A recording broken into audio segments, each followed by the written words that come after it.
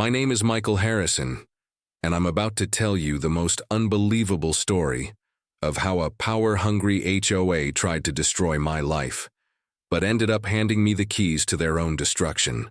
By the end of this story, you'll understand why sometimes the best revenge isn't getting mad, it's getting everything.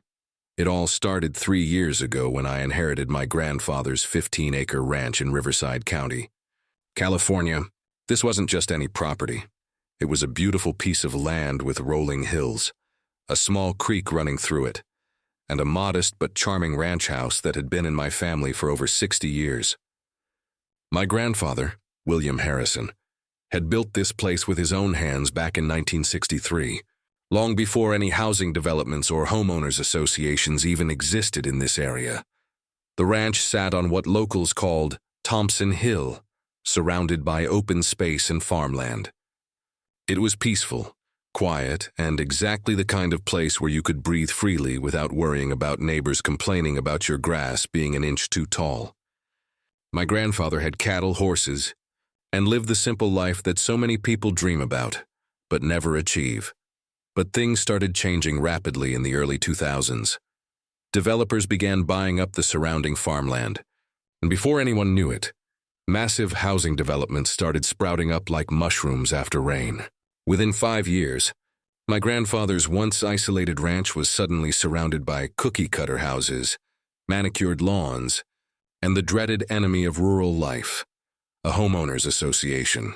The Riverside Hills HOA was incorporated in 2018, and from day one, they made it clear that my grandfather's ranch was an eyesore in their perfect suburban paradise. They sent him letters complaining about everything. His horses were too loud, his property wasn't maintained to their standards, his old pickup truck was an eyesore, and his barn needed fresh paint. My grandfather, being the stubborn old cowboy he was, threw every letter in the trash and kept living his life exactly as he had for decades. When he passed away in 2021, I inherited not just the ranch, but also the ongoing war with the HOA. At first, I tried to be diplomatic. I attended their monthly meetings, listened to their complaints, and even made some minor improvements to keep the peace. I painted the barn, fixed the fence line, and kept the property as neat as any working ranch could be. But nothing I did was ever enough for these people. The HOA board was led by a woman named Patricia Williams, a retired real estate agent who had moved to the area 5 years earlier, and somehow convinced herself that she was the queen of the neighborhood. Patricia had perfectly styled blonde hair, wore expensive jewelry to every meeting, and spoke with the kind of condescending tone that made your skin crawl. She made it her personal mission to get rid of what she called that ugly ranch that was bringing down everyone's property values. The other board members were just as insufferable. There was Robert Chen, a corporate lawyer who treated every HOA meeting like a courtroom where he was the judge and jury. Then there was Jennifer Martinez, a perfectionist who measured her neighbor's grass with a ruler and took photographs of any violations. The final member was David Thompson, whose family had owned the original farm that became the housing development, but who had long since sold out to developers and now spent his time trying to erase any trace of the area's agricultural past. The harassment escalated month by month. They fined me for having work trucks on the property, even though I needed them for ranch maintenance. They complained about the smell from my horses, even though horses had been on this land decades before their houses existed. They cited me for having unauthorized structures, referring to my grandfather's 60-year-old barn and storage sheds, but the final straw came on a Tuesday morning, in March, when I woke up to find construction crews putting up a 8-foot-tall wooden fence directly across my main access road. I rushed outside in my pajamas and work boots to confront the workers. "Hey, what the hell are you doing? This is my driveway," I shouted at the construction foreman. The foreman, a weathered man named Tony, looked uncomfortable as he showed me the work order. "Sorry, buddy, I'm just doing what I'm paid to do. Says here we're supposed to fence off this easement. You'll have to take it up with whoever hired us." That's when Patricia Williams appeared, walking across her perfectly manicured lawn with a satisfied smirk on her face. She was wearing a pink tracksuit and holding a cup of coffee, like she was enjoying her morning entertainment. "Good morning, Michael," she said sweetly, her voice dripping with fake politeness. "I hope we didn't wake you too early. Patricia, what is this? Why are you blocking my access road?" She tilted her head with mock confusion. "Oh, this isn't your access road, honey. According to our research, this is actually an easement that belongs to the HOA. You've been trespassing on our property for years." I stared at her in disbelief. "Are you insane? This has been our driveway for 60 years. My grandfather built this road." "I'm afraid you're mistaken," she said, pulling out a folder full of documents. "We had our attorney do a thorough title search, and it turns out this 30-foot strip of land was never properly deeded to your grandfather. It's been community property all along. We have every right to control access." The construction crew continued working while we argued, and within 2 hours, there was a complete fence blocking the only practical route to my ranch house. They installed a single gate with a heavy-duty lock, and Patricia made a show of being the only one with the key. "Don't worry," she said, as she locked the gate with a theatrical flourish. "We'll be happy to give you access whenever you need it. You just need to submit a written request 48 hours in advance, get approval from the board, and pay a small administrative fee." "A fee? To access my own property? It's just $50 per access request," she said with a shrug. "Very reasonable for maintaining the easement. Oh, and emergency vehicles will always have access, of course. We're not unreasonable people." I spent the rest of that day calling every attorney in the county, trying to understand what had just happened. The legal reality was complicated and infuriating. While my grandfather definitely owned his 15 acres, the access road had indeed never been formally deeded to him. Back in 1963, when the area was all farmland, nobody worried about such technicalities. Neighbors helped neighbors, and access roads were just common sense. But now, with suburban development and property values in the millions, every square foot mattered. The HOA's attorney had found a loophole that was technically legal, even if it was morally outrageous. For the next 6 months, my life became a bureaucratic nightmare. Every time I needed to bring feed for my horses, I had to submit a form and pay $50. When the veterinarian needed emergency access for a sick horse, I had to call Patricia at home and beg her to come unlock the gate. When my elderly aunt wanted to visit, she had to park a quarter-mile away and walk up the hill because the HOA rejected my access request for non-essential visitors. The worst part was that Patricia clearly enjoyed every minute of it. She would take her sweet time responding to my requests, sometimes making me wait hours just to prove she had the power. She started requiring additional documentation, proof that deliveries were necessary, signed statements explaining the purpose of each visit, even photographs of any vehicles that would be using the easement. My stress levels went through the roof. I was spending hundreds of dollars every month just for basic access to my own home. My ranch operations became nearly impossible to maintain. I couldn't get equipment deliveries, couldn't have repair services, couldn't even have friends over without jumping through hoops and paying fees. But Patricia had made one crucial mistake. In her arrogance and desire to humiliate me, she had triggered something that she never saw coming: my complete determination to fight back with every resource at my disposal. I hired the best real estate attorney in Southern California, a sharp woman named Rebecca Foster, who specialized in property disputes and had a reputation for destroying overreaching HOAs. Rebecca charged $500 per hour, but she was worth every penny.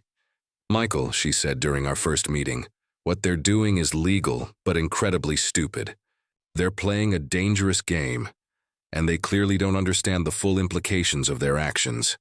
Rebecca explained that while the HOA did control the easement, there were numerous ways to challenge their authority. More importantly, she had an idea that would turn their own weapon against them. "Tell me about the surrounding properties," she said, spreading out county maps across her conference table. "Who owns the land that the HOA subdivision is built on?" Over the next 3 months, Rebecca conducted the most thorough property research I had ever seen. She traced ownership records back to the 1800s, studied every deed, every easement, every property transfer in a 5-mile radius. What she found was absolutely mind-blowing. It turned out that the entire Riverside Hills subdivision, all 200 houses, the community center, the playground, and most importantly, The HOA's administrative offices were built on land that had never been properly purchased from the county. Here's what had happened. Back in 1998, when the original developer bought the farmland to build the subdivision, there had been a clerical error in the county records. A 12-acre parcel that included the future location of the HOA community center had been listed as sold in the computer system, but the actual deed transfer was never completed. The developer built on it anyway, assuming the paperwork was just delayed. For over 20 years, nobody had noticed the mistake. Property taxes had been paid, utilities had been connected, and life went on normally. But technically, legally, that 12-acre parcel still belonged to the county, and the county had a policy of selling unclaimed land to the highest bidder. Once someone brought the error to their attention, Rebecca smiled when she explained this to me. Michael, for the cost of about $50,000, you can purchase the land that their entire community center sits on, including the building where they hold their HOA meetings, the parking lot where Patricia parks her Mercedes, and most importantly, the maintenance shed where they keep all the gate keys. The plan was absolutely brilliant. While Patricia was busy playing power games with my ranch access, I would quietly purchase the property that contained the heart of their HOA operations. Once I owned it, I could control access to their community center just like they were controlling access to my ranch. But Rebecca had an even better idea. Let's not just buy the county parcel, she said with a wicked grin. Let's buy everything we can get our hands on. I've found 3 more properties in the area that have similar title issues. If we move quickly and quietly, we can position you to control significant leverage over this entire HOA. Over the next 4 months, while I continued paying Patricia's ridiculous access fees and submitting to her humiliating bureaucracy, Rebecca was working behind the scenes like a military strategist. We purchased the 12-acre county parcel for $48,000. We bought 2 abandoned lots that the HOA had been using as community green space, without realizing they didn't actually own them. Most importantly, we purchased a narrow strip of land that contained the main water line serving the entire subdivision. By December, I owned property that surrounded the HOA community center, controlled their water access, and had legal rights to half of what they thought was their exclusive community playground. But I kept all of this completely secret, waiting for the perfect moment to reveal my hand. That moment came at the January HOA meeting, where Patricia had called a special session to discuss the ongoing problem of the non-conforming ranch property. She had prepared a PowerPoint presentation about property values and community standards, clearly intending to pressure me into selling my ranch and moving away. The meeting was held in the community center conference room, with all 4 board members seated at the head table and about 30 residents in folding chairs. Patricia was wearing a navy blue business suit and had her blonde hair pulled back in a severe bun that made her look like a corporate executioner. "Ladies and gentlemen," she began, "we're here tonight to address a serious issue that affects all of our property values. The non-conforming agricultural use at 1247 Thompson Hill Road continues to create problems for our community." She clicked through slides showing pictures of my ranch, my horses, and my work trucks, presenting everything as evidence of blight and neglect. The audience nodded along, clearly convinced that I was the neighborhood villain who needed to be eliminated. "We've tried to work with Mr. Harrison," Patricia continued, "but he refuses to maintain his property to community standards. Tonight, I'm proposing that we take stronger action to protect our investments." That's when I stood up and asked for permission to address the board. "Of course, Michael," Patricia said with fake politeness, "we always welcome input from residents." I walked to the front of the room, carrying a briefcase that contained copies of all my new property deeds. The audience watched curiously as I set up my own laptop and connected it to their projector. "Thank you, Patricia," I said calmly. "I appreciate the opportunity to share some information that I think will be very relevant to tonight's discussion." I clicked to my first slide, which showed an aerial photograph of the entire subdivision with certain properties highlighted in red. "I want to talk about property ownership and community standards," I began. "Specifically, I want to discuss what happens when people don't properly research their property rights before they start making demands on their neighbors. Patricia looked confused, but she was still smiling confidently. My second slide showed the deed to the 12-acre parcel beneath the community center. As of December 15th, I am the legal owner of the property we're currently sitting on, I announced calmly. This building, this parking lot, and the maintenance shed behind us are all located on land that I purchased from the county for back taxes. The room erupted in shocked murmurs, but I continued clicking through slides. I also own these 2 parcels that you've been using as community green space, and this strip of land that contains your main water line. Patricia's face had gone completely white. She was frantically shuffling through papers, trying to understand what was happening. Now, I said, I want to talk about access rights and reasonable fees. I clicked to a slide showing a photograph of the locked gate that blocked my ranch access. For the past 8 months, this HOA has charged me $50 every time I needed access to my own property. You've made me submit written requests, wait for approval, and pay administrative fees for the basic right to come and go from my home. The audience was dead silent now, hanging on every word, effective immediately. I'm implementing the same policy for this community center. Anyone who wants to use this building for HOA meetings, community events, or any other purpose will need to submit a written request 48 hours in advance, get my personal approval, and pay a $50 administrative fee. Patricia finally found her voice. You can't do that. This is our community center. Actually, Patricia, I can do exactly that. Just like you explained to me, ownership has its privileges. This is my building now, and I have every right to control access. I clicked to my final slide, which showed the key to the fence around my ranch. But I'm not an unreasonable person, I continued. I'm prepared to offer you a deal. You give me permanent, unrestricted access to my ranch. No fees, no forms, no delays. In exchange, I'll allow the HOA to continue using this community center under a reasonable lease agreement. The room buzzed with shocked whispers as people realized what had just happened. The HOA board that had spent months trying to control and humiliate me now found themselves completely at my mercy. David Thompson, the board member whose family had originally owned the farmland, stood up with a red face. This is ridiculous. You can't just buy property out from under us. I didn't buy it out from under you, David, I replied calmly. You never owned it in the first place. Maybe you should have done better research before you started harassing your neighbors. Patricia was frantically whispering with Robert Chen, the lawyer on the board, but even he looked stunned by this turn of events. What exactly are you proposing? Robert asked professionally, trying to regain some control of the situation. I smiled and clicked back to my slide showing the locked gate. It's very simple. You remove that fence from my access road immediately.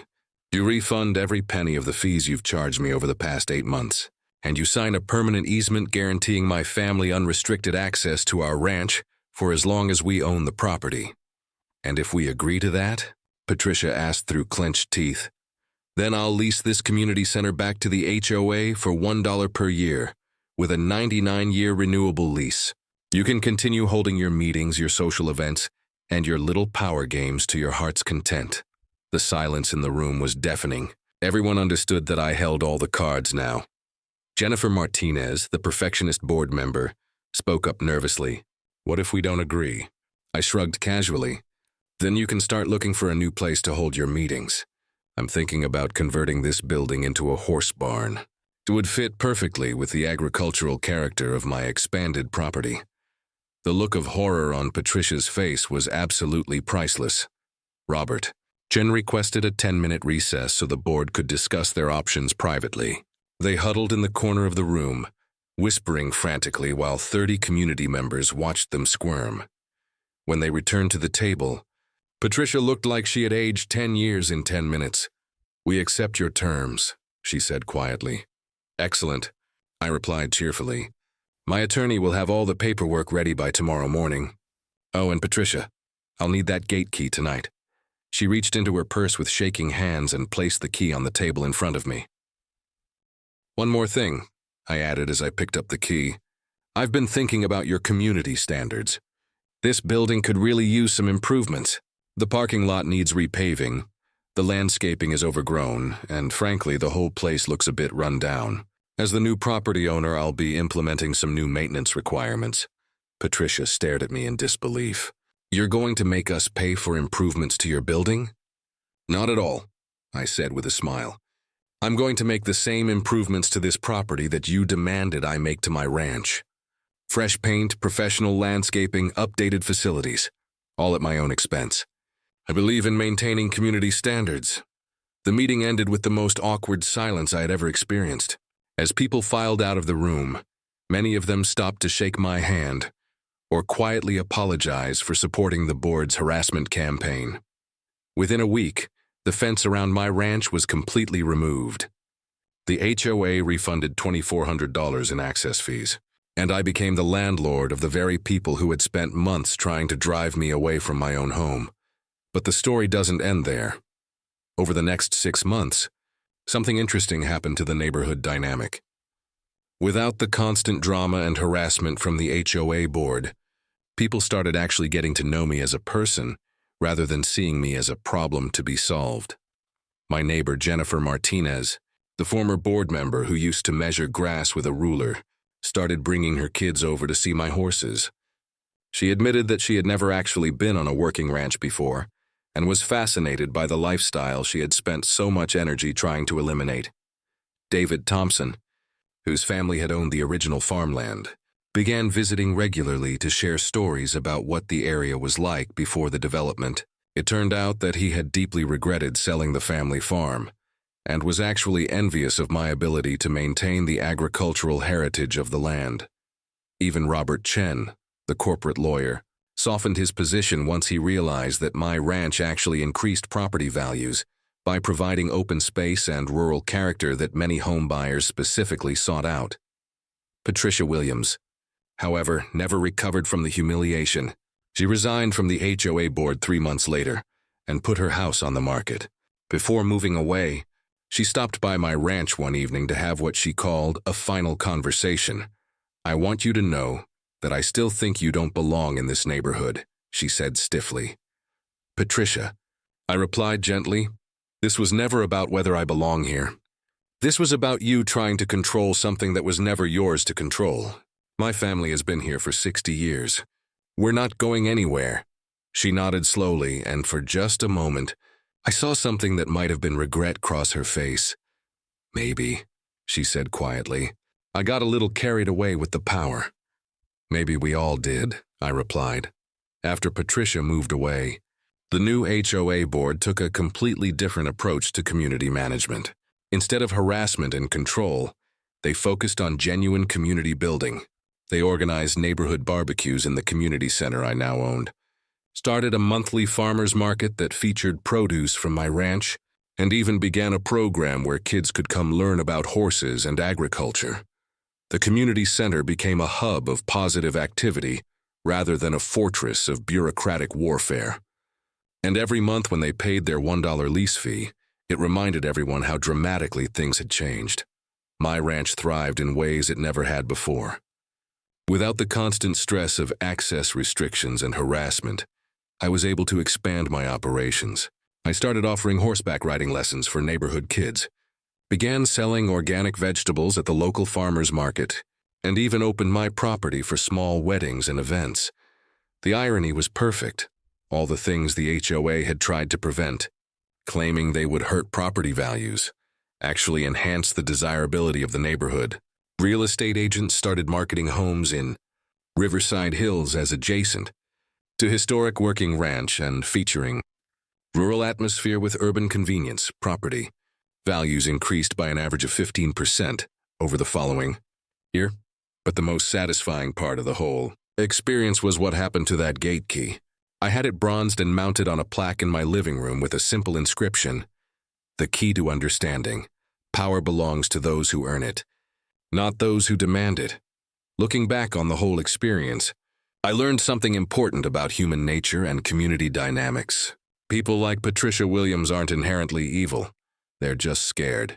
Scared of change, scared of losing control, scared that their investments and their perfect suburban dreams might be threatened by anything that doesn't fit their narrow vision of how the world should work. But fear-based decision-making always leads to overreach. And overreach always creates the conditions for its own destruction. When you try to control people instead of working with them, when you use power as a weapon instead of a tool for building community, you inevitably create the very problems you were trying to solve. The HOA board thought they were protecting their community by getting rid of me, but they were actually destroying the thing that made their community special. A neighborhood isn't just a collection of houses with matching mailboxes. It's a place where different people with different dreams can coexist and even enhance each other's lives. My ranch didn't hurt their property values. It created the kind of unique character and rural charm that many suburbanites desperately crave but rarely find. Their perfect lawns and cookie-cutter houses were beautiful, but they were also forgettable. My horses, my barn, my grandfather's legacy, these things gave the neighborhood a story worth telling. In the end, the gate key became a symbol of something much larger than property disputes or HOA politics. It represented the idea that true security doesn't come from controlling others, but from understanding your place in a larger community and contributing something valuable to the people around you. Today, 3 years later, I still live on my grandfather's ranch. My horses still graze in the pasture where they've grazed for decades. The community center still hosts HOA meetings every month, and I still collect my $1 lease payment with a smile. But now, instead of being seen as the neighborhood problem, I'm seen as the neighborhood treasure. Kids come to learn about horses. Adults come to buy fresh eggs and vegetables. Couples come to get married under the oak trees my grandfather planted 60 years ago.